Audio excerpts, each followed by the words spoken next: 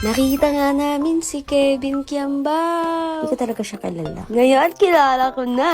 Naglalakad nga kami dito papunta ng court ng Mabini, Batangas. Kasi napag-alaman naman na nandito daw si Kevin Kiambao. Sabi ko, sino yun? Sikat daw palang basketball player. Kaya naman pala napakaraming tao. Kaya unang pasok pa lang, amoy na amoy na.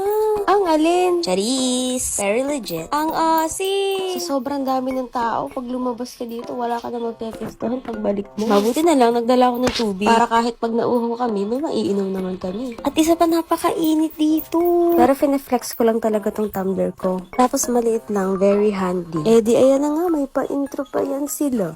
And of course, the star player of Prime Depot, Mr. KQ, King Archer,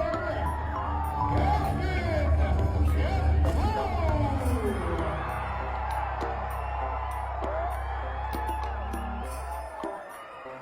Grabe, ang tatangkad ng mga player. Ba't ba ganun ako mag-voice over?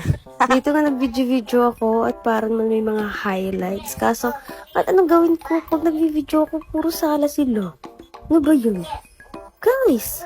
Tapos kapag hindi ako naka-video, biglang shoot. Mga 3 points. Grabe, ang tatangkad talaga. Yung mga black men talaga as in. Ang lalaki. Ay, kumingay. Ang lalaki nila guys, parang hindi mo kakayanin yung team.